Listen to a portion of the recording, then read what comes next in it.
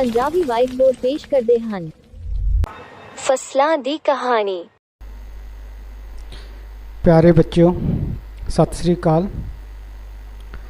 फसलों के विकास की कहानी मनुख के विकास की कहानी भी है। जेकर मनुख ने जंगलों तो लैके पिंड, कस्बियां, नगरां ते महानगरां का सफ़र तय किया है तो इस पिछे खेतीबाड़ी का हथ है।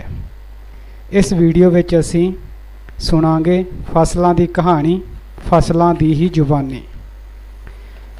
ये रचना विज्ञान संबंधी बाल कहानियाँ लिखण वाले दविंदर मेवाड़ी दी है। उन्हां दा जन्म 7 मार्च 1944 नूं काला आगर पिंड विच उत्तराखंड विच होया। उन्हां दे पिता किशन सिंह एक किसान सन। पहाड़ी इलाके विच रहण करके उन्हां नूं कुदरत नाल जिहड़ा प्यार हो गया ते उन्हां ने विज्ञान ते कुदरत नूं जोड़ के बहुत सारियां बाल कहानियां लिखियां। इन्हां कहानियां लई उन्हां नूं बहुत सारे सन्मान भी प्राप्त हो चुके हैं।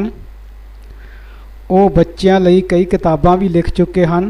उन्हां विचों मुख हन सौर मंडल की सैर, विज्ञान 12 मासा, सूरज के आंगन में, पशुओं की दुनिया। आओ देखते हाँ उन्हां दी रचना फसलों की कहानी।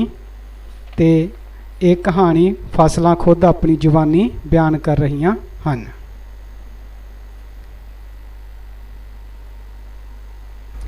प्यारे बच्चों, आओ सुनो साडी कहानी। साडी कहानी बहुत पुरानी कहानी, कोई 1 लाख साल पुरानी। बच्चों, तुहाडे पुरखे गुफावां विच रहिंदे सन, भोजन लई जंगलां विच भटकदे सन। भुख लगदी तां जंगली जानवरां दा शिकार करदे जां कंद-मूल इकट्ठा करके लिआउंदे। यही उन्हां दा भोजन सी, जंगली फल ते मांस। एक बार मनुख ने फसलों के कुछ बीज डिगे देखे ते उन्हां नूं गुफा विच लै गए। कुछ समा पाके उन्हां नूं बाहर सुट दिता। मींह पिया ते धरती गिल्ली हो गई ते बीज पुंगरना शुरू हो गए। परिवार हैरानी नाल देखदा रह गया। उन्हां फेर बीज इकट्ठे कीते ते धरती विच दब दिते। बीज फेर उग पए ते समझो साडा यानी कि फसलों का नवा जन्म हो गया। साडे विचों कई फसलों नूं इसे तरह तुहाडे पुरखियां ने पालतू बनाया। कई फसलों के बीज बीजे ते फसलों दीयां जड़ां लाइयां ते इस तरह खेती की शुरुआत हो गई। घाह फूस साफ करके मनुख ने खेत तैयार किए अते लक्कड़, पत्थर ते जानवरां दे सिंगां नाल बीज बीजे। हौली हौली मनुख ने गधे, घोड़े ते बलद वर्गे जानवरां नूं पालतू बनाया ते उन्हां तो खेती दा काम करवाउण लग पिया। हौली हौली खेत वध गए, खेती फैलदी गई ते मनुख नूं लोड़ नालों वध अनाज प्राप्त होण लग पिया। भोजन का प्रबंध हो जाण करके तां मनुख ने जंगल विच जाना घट कर दिता। वो दरियावां दे कंढे वाली जमीन ते बीज बीजा करदा क्योंकि इत्थे भरपूर फसल हुंदी। इस लई वो नदियां दे किनारे घर बनाउण के रहन लग गया। कई परिवार नेड़े नेड़े रहन लगे तां पिंड बन गया। बस फिर समझो अज तो लगभग 1,20,000 साल पहला तुहाडे पुरखियां ने खेती करनी सीखी। इस खोज ने उसनूं खुशहाल बनाया ते सभ्यता दे राह ते तोरिया। दरियावां दे किनारियां वाले पिंड कस्बियां विच बदल गए, कस्बे नगर विच बदल गए ते मनुखी सभ्यता दा विकास हो गया। सिंधु घाटी दी सभ्यता दुनिया दी सब तो पुरानी सभ्यता सी। सिंधु घाटी के निवासियों ने साड़ी खेती की, अनाज के वड्डे वड्डे भंडार कायम किए। कणक, जौ, कपाल, तिल, मटर ते मसरी की खेती की।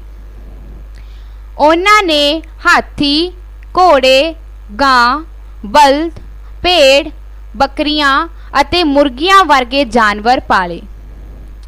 मोहनजोदाड़ो ਤੇ ਹੜੱਪਾ ਵਰਗੇ ਨਗਰ ਵਸਾਏ।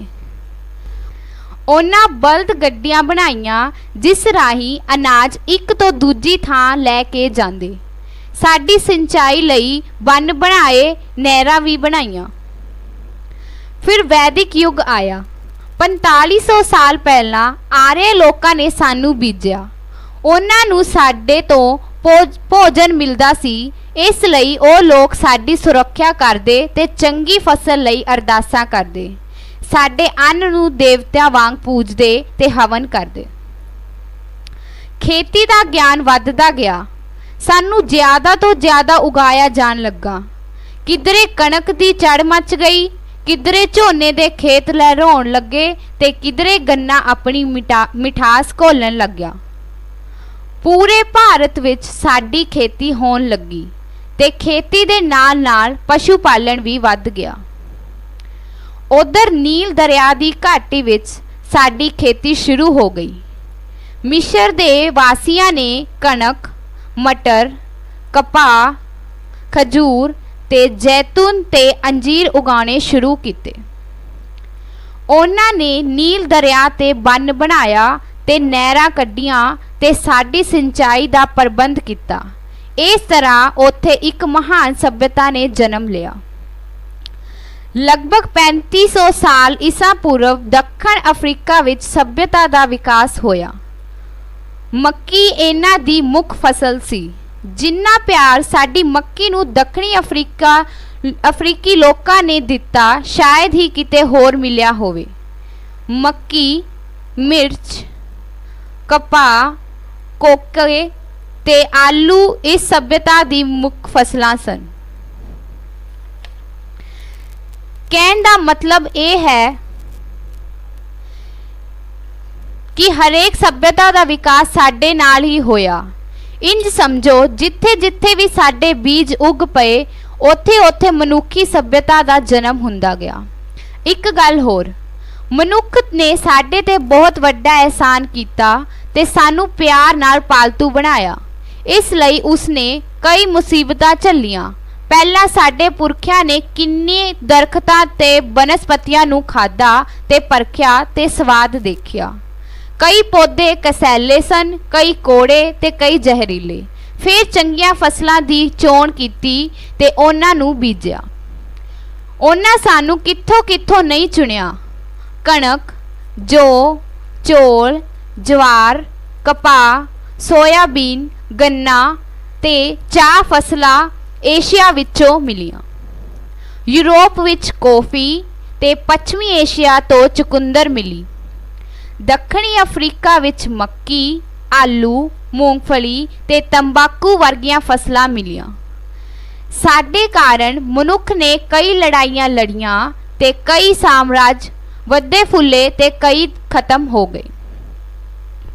ਮਨੁੱਖ ਜਿੱਧਰ ਵੀ ਗਿਆ, ਫਸਲਾਂ ਨੂੰ ਆਪਣੇ ਨਾਲ ਲੈ ਗਿਆ।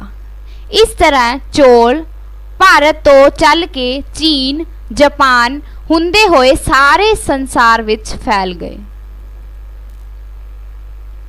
ਪੱਛਮੀ ਏਸ਼ੀਆ ਵਿੱਚ ਪੈਦਾ ਹੋਈ ਕਣਕ ਅੱਜ ਸਾਰੇ ਸੰਸਾਰ ਵਿੱਚ ਲਹਿਰਾ ਰਹੀ ਹੈ। ਭਾਰਤ ਦਾ ਗੰਨਾ ਕਈ ਦੇਸ਼ ਦੀ ਮੁੱਖ ਫਸਲ ਹੈ। ਦੱਖਣੀ ਅਫਰੀਕਾ ਦੀ ਮੱਕੀ ਤੇ ਆਲੂ ਅੱਜ ਸਾਰੇ ਸੰਸਾਰ ਵਿੱਚ ਪੈਦਾ ਹੋ ਰਹੇ ਹਨ। ਇਸ ਤਰ੍ਹਾਂ ਫਸਲਾਂ ਦੀ ਕਹਾਣੀ ਅੱਗੇ ਤੁਰਦੀ ਆਈ ਹੈ ਤੇ ਤੁਰਦੀ ਰਹੇਗੀ। ਸੋ ਇਹ ਤਾਂ ਸੀ ਜੀ ਫਸਲਾਂ ਦੀ ਕਹਾਣੀ, ਫਸਲਾਂ ਦੀ ਜ਼ੁਬਾਨੀ, ਜਿਸ ਵਿੱਚ ਸਾਨੂੰ ਪਤਾ ਲੱਗਦਾ ਹੈ ਕਿ ਕਿਸ ਤਰ੍ਹਾਂ ਜਦੋਂ ਮਨੁੱਖ ਨੇ ਖੇਤੀਬਾੜੀ ਦੀ ਖੋਜ ਕਰ ਲਈ ਤਾਂ ਉਸ ਤੋਂ ਬਾਅਦ ਉਹ ਜਿਹੜਾ ਜੰਗਲਾਂ ਵਿੱਚ ਜਾਣਾ ਉਸਨੇ ਘੱਟ ਕਰ ਦਿੱਤਾ। ਉਹ ਇੱਕ ਥਾਂ 'ਤੇ ਘਰ ਬਣਾ ਕੇ ਰਹਿਣ ਲੱਗਿਆ ਤੇ ਇਸ ਤਰ੍ਹਾਂ ਹੌਲੀ ਹੌਲੀ ਫਿਰ ਇਕੱਠੇ ਘਰ ਬਣੇ, ਪਿੰਡ, ਪਿੰਡ ਤੋਂ ਕਸਬੇ, ਸ਼ਹਿਰ ਤੇ ਵੱਡੇ ਵੱਡੇ ਨਗਰ ਜਿਹੜੇ ਹੋਂਦ ਵਿੱਚ ਆਏ। ਆਓ ਹੁਣ ਇਸ ਜਿਹੜਾ ਹੈ ਪਾਠ ਹੈ, ਇਸ 'ਤੇ ਆਧਾਰਿਤ ਪ੍ਰਸ਼ਨ ਅਤੇ ਉਹਨਾਂ ਦੇ ਉੱਤਰ ਦੇਖਦੇ ਹਾਂ।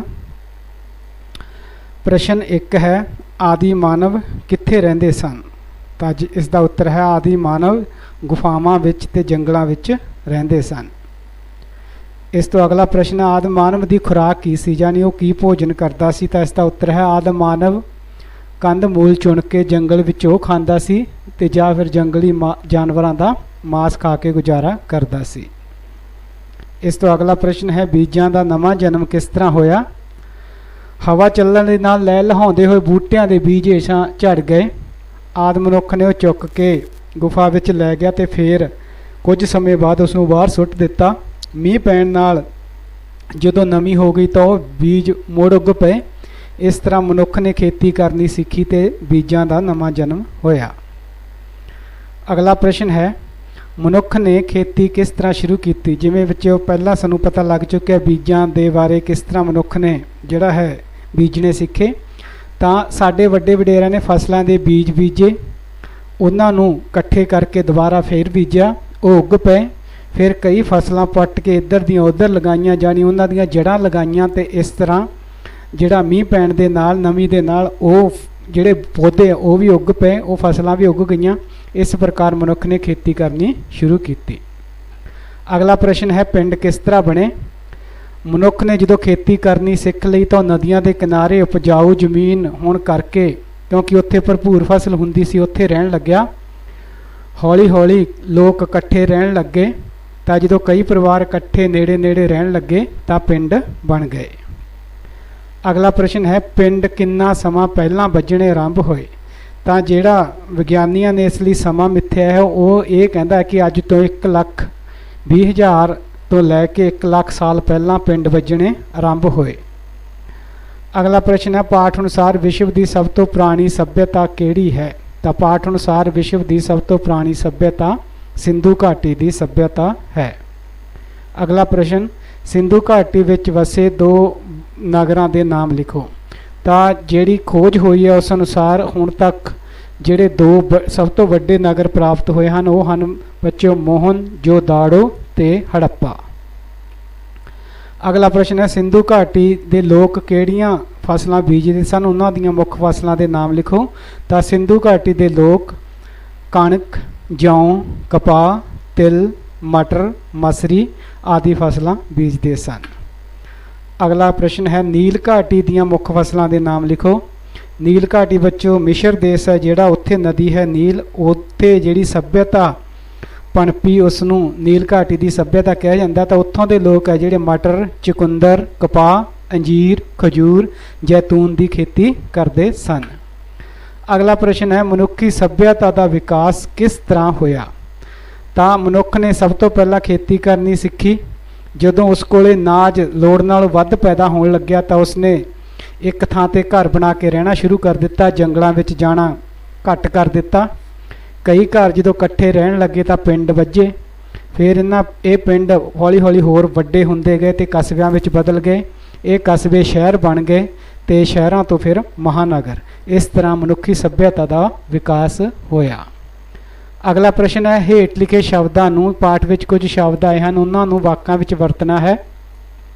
ਜਿਹਦੇ ਵਿੱਚ ਬੀਜ, ਝਾੜੀਆਂ, ਸ਼ਿਕਾਰ, ਮਾਸ, ਗੁਫਾ, ਨਵੀਂ, ਪਾਲਤੂ ਤੇ ਖੇਤੀ, ਇਹਨਾਂ ਦੀ ਵਾਕਾਂ ਵਿੱਚ ਵਰਤੋਂ ਇਸ ਤਰ੍ਹਾਂ ਹੋ ਸਕਦੀ ਹੈ। ਤੁਸੀਂ ਆਪਣੇ ਆਪ ਵੀ ਬੱਚੇ ਇਹਨਾਂ ਨੂੰ ਵਾਕਾਂ ਵਿੱਚ ਪ੍ਰਯੋਗ ਕਰਨ ਦਾ ਯਤਨ ਕਰਨਾ ਹੈ। ਬੀਜ ਯਾਨੀ ਬੀ ਆਮ ਭਾਸ਼ਾ ਵਿੱਚ ਕਹਿ ਦਿੰਦੇ ਹਾਂ।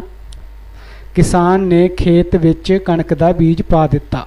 ਝਾੜੀਆਂ, ਆਦਿ ਮਨੁੱਖ ਨੇ ਝਾੜੀਆਂ ਸਾਫ਼ ਕਰਕੇ ਖੇਤ ਬਣਾਉਣੇ ਸ਼ੁਰੂ ਕੀਤੇ। ਸ਼ਿਕਾਰ, ਜੰਗਲੀ ਜਾਨਵਰਾਂ ਨੂੰ ਮਾਰਨਾ। ਆਦਿ ਮਾਨਵ ਜਾਨਵਰਾਂ ਦਾ ਸ਼ਿਕਾਰ ਕਰਦੇ ਸਨ ਤੇ ਕੰਦ ਮੂਲ ਖਾ ਕੇ ਜਿਹੜਾ ਗੁਜ਼ਾਰਾ ਕਰਦੇ ਸਨ। ਮਾਸ, ਆਦਿ ਮਾਨਵ ਜੰਗਲੀ ਜਾਨਵਰਾਂ ਦਾ ਕੱਚਾ ਮਾਸ ਖਾਂਦਾ ਸੀ, ਮਾਸ ਫਾਰ ਮੀਟ। ਇਸ ਤੋਂ ਅਗਲਾ ਸ਼ਬਦ ਹੈ ਗੁਫਾ। ਆਦਿ ਮਾਨਵ ਗੁਫਾ ਦੇ ਵਿੱਚ ਰਹਿੰਦਾ ਸੀ। ਨਮੀ, ਸਿੱਲ, ਮੀਂਹ ਪੈਣ ਉਪਰੰਤ ਧਰਤੀ ਵਿੱਚ ਨਮੀ ਪੈਦਾ ਹੋ ਜਾਂਦੀ ਹੈ।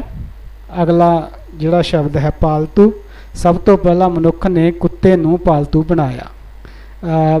ਵਿਦਵਾਨਾਂ ਦਾ ਮਤ ਹੈ ਬੱਚੋ ਕਿ ਕੁੱਤਾ ਜਿਹੜਾ ਮਨੁੱਖ ਦੀ ਸ਼ਿਕਾਰ ਕਰਨ ਦੇ ਵਿੱਚ ਮਦਦ ਕਰਦਾ ਸੀ, ਇਸ ਕਰਕੇ ਸਭ ਤੋਂ ਪਹਿਲਾਂ ਉਸਨੇ ਕੁੱਤੇ ਨੂੰ ਪਾਲਤੂ ਬਣਾਇਆ।